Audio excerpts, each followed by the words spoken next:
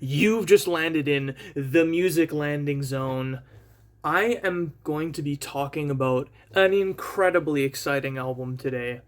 It's Takanaka, 1977, the self-titled album, the stone cold classic. Now, it's come to my attention that this might be the second Takanaka solo album.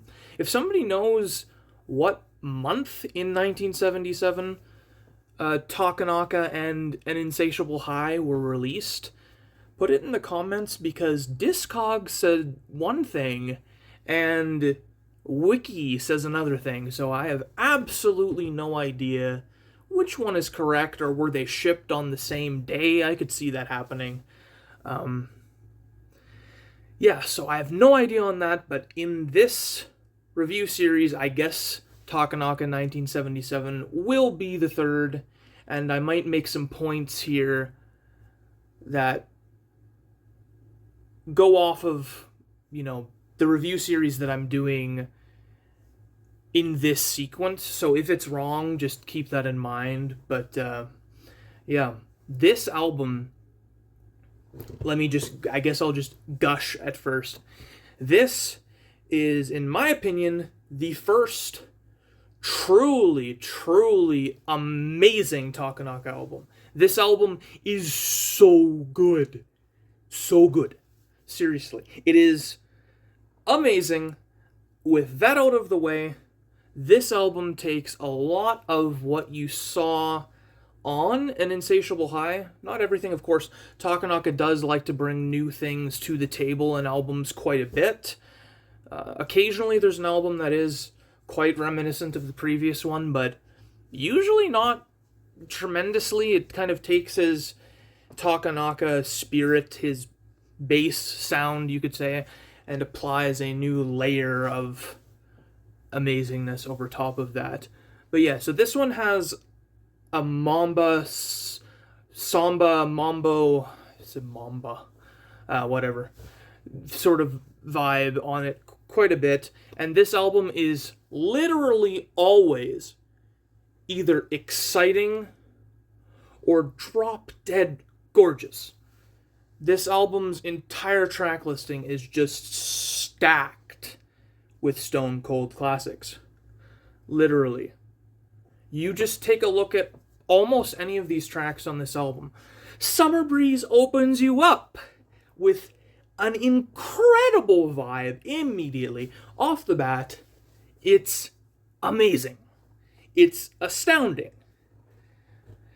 And then track 2. Track 2 is one of my favorite Takanaka songs of all time. Mambo, Disco Dango. Oh my gosh. This song is so exciting. It always hypes me up.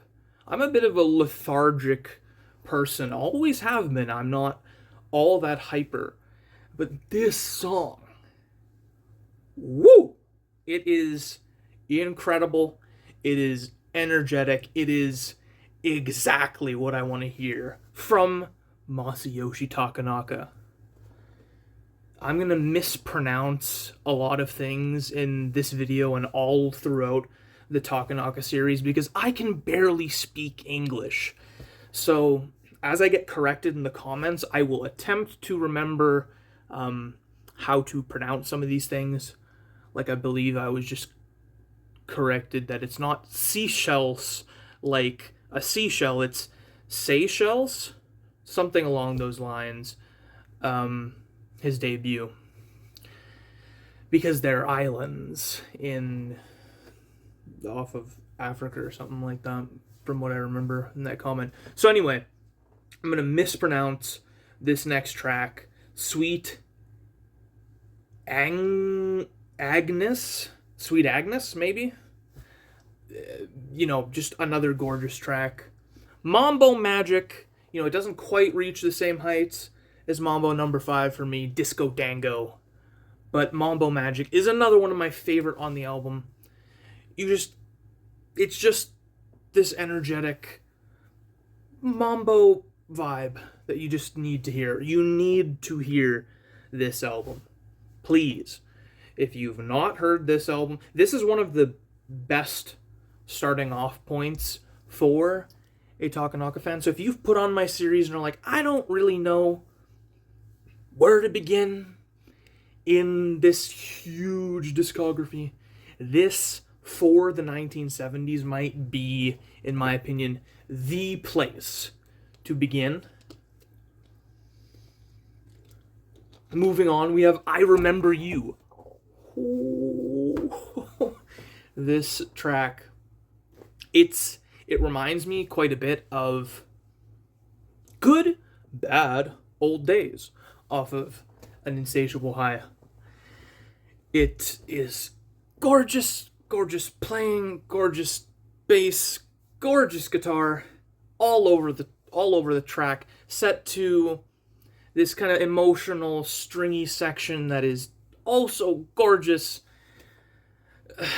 Maybe by just law of subtraction, Gascon Cocktail might be my least favorite on the album, technically. But that's only because I really can't remember it as well as every other track on the album. Ready to Fly. This album also has Ready to Fly. What more do you need? This album is insane. It's stacked, like I was saying. Ready to Fly is another one of Takanaka's classics. It is so good. The guitar expressiveness and tones on Ready to Fly are second almost to none in the history of lead guitar playing. It is insane. And going track by track, which is kind of a new thing I'm trying out in this video, April Wave. I'm actually so far oftentimes not a huge fan of Takanaka's instrumental songs when they're more ballady and slower. You'll maybe see that as a trend in future reviews. Not here. April Wave is gorgeous. It's so good. It's so good. This album, it's making me, I think if you've watched the previous two reviews, you're seeing me now here, you can tell this album makes me very excited. It's so good. So this is, for kind of my history with this album, it really is an album that I would reach for in terms of full albums. Of course, sometimes, I'd go on Spotify and just listen to a song, here or there by Takanaka. But if I'm putting on an album, this was definitely one of the ones that early on grabbed my attention, especially with Disco Dango, the Mambo No. 5, being on this album. I gravitated towards it. I've listened to it more than the other two I've talked about already, so maybe that's why I'm going to end up giving it a higher grading, spoiler alert, than my previous two Takanaka reviews. So yeah, if you don't know, I got into Takanaka in the summer of 2023, so I'm not that...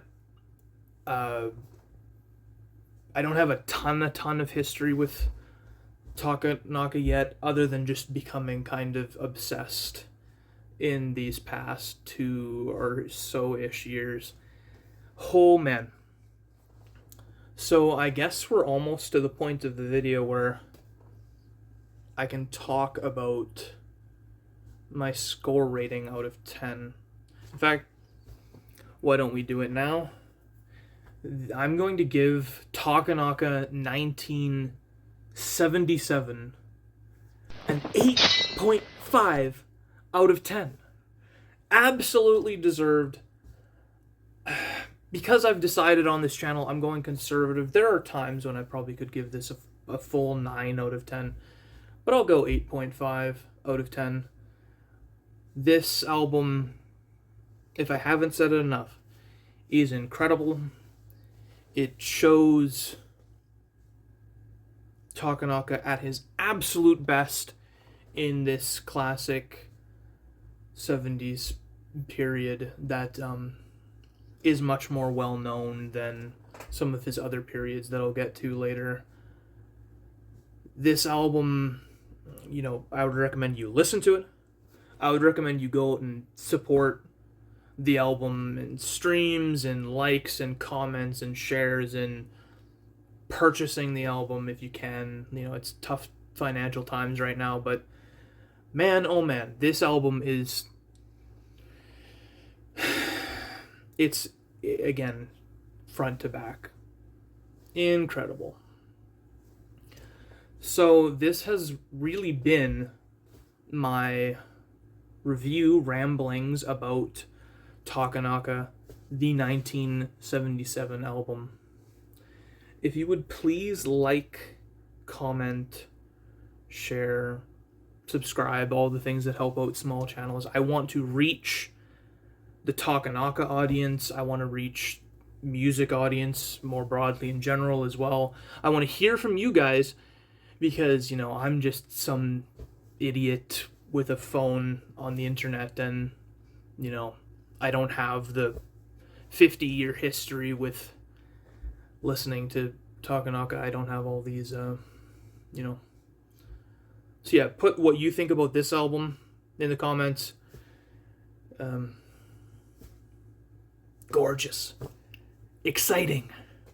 It's Takanaka. It's Takanaka at his best. And I will see you next time for the next review. I actually might do a different review than the next Takanaka review next. I don't know. We'll see what I end up doing next time. But for sure, I will be continuing going through every single Takanaka solo album from Seychelles to Summer Road in 2009. It's going to be a long series. I think there are something along the lines of 26 solo albums. So if you're seeing this years down the line, you can find the whole playlist of these videos, and at the end I might do like a ranking video or something like that.